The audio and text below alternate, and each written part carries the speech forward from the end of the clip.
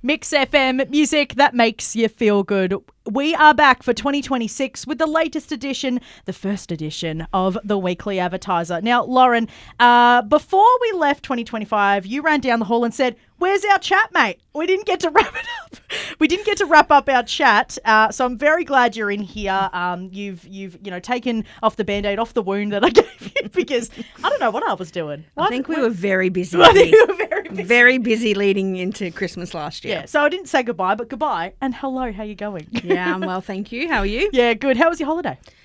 Very restful, which is good because, second day back at work and we have a major fire on our hands. Yes, we did across Nadimark, Vectis, Kwantong and other surrounding kind of towns in that area. Friday last week was wild. I was in the studio here actually recording with Hugh Doc when all of the messages came through, and then that was just us for the afternoon and then rolling into the weekend. And here at the Weekly Advertiser, you guys have actually done a bit of a wrap-up of what happened, but also got some pretty devastating photos and heartbreak within the paper as well. Tell me all about it. That's right. So, there's probably 7 pages of fire coverage in this week's paper.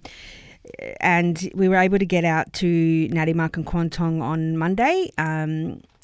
The Premier, Jacinta Allen, the Emergency Services Commissioner, the Chief CFA, Jason Heffernan, and a couple of ministers were out there as well. So we obviously went and caught up with them, but we also went around and saw for ourselves what the fireground looked like, what had been damaged, and most importantly, spoke to those people directly affected. Absolutely. It was, getting out there in Nadimark on Monday was devastating to see that, especially in that main town, just across the road from where we were from the CFA building, there was a fella's property there who had burnt down all of his vintage knickknacks and things like that. Had a chat with him, and it's just devastating to see the effects of this. But it's all about, as someone like Jacinta said, it's all about rebuilding and coming together for community, and that's why she was also down there too, listening to those stories. Whether you like her or you don't, she was out there listening to people and getting around people and making sure, they're at least in good spirit, knowing that what's to come is rebuilding and remaking what they have. Yeah, to her credit, she did spend a lot of time talking to community people that were telling her their personal stories of the day, and there was plenty of people at the recovery hub, and I think that's going to be a really important place for those affected directly this week, with just being able to be with community and be with other people who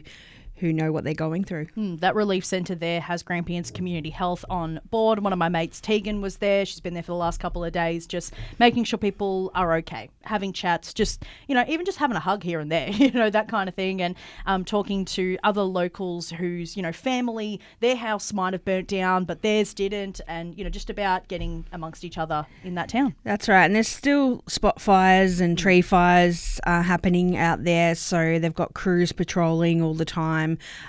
We actually went to Michael and Nat Sudos's house just out in Addy on Monday.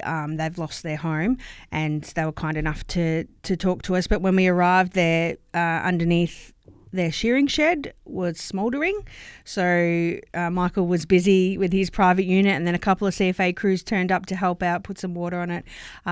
And that type of thing's probably going to be happening for a couple of weeks. Nadimark, Kwantong and Vectis are actually still under Watch and Act. Threat is reduced, but still making sure you're staying alert and staying safe. And of course, the Weekly Advertiser Facebook page, one of those point of call when you're wanting to find out any more info, or of course, keeping it on Mix FM. We are your official emergency broadcaster, or the Vic Emergency app and Vic Emergency website. Places to go, finding out what is happening in your area. And what else was happening in the area last week was the 8-ball tournament here in the Wimmera. This guy with the beard, love him. On the back, look at him go. Tell me about it. So went ahead on Saturday. I think it was meant to start on Friday night, but didn't because of the catastrophic conditions.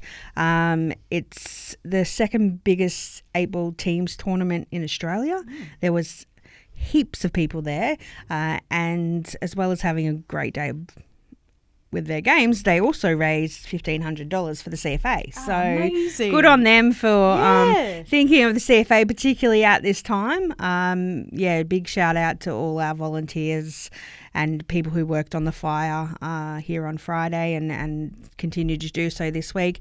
There's been a huge community effort, not only fighting the fire, but looking after those people afterwards that were affected. Absolutely. There are some GoFundMe pages open. Horsham Rural City Council have got a partnership together with the Give It website. That's GIVIT if you do want to donate goods, and find more info for that as well. Or, of course, you can find it in the Weekly Advertiser. Lauren, thank you so much. It's nice to see you. 2026, new us. You know, Happy New Year. Happy New Year. We love it. Love it.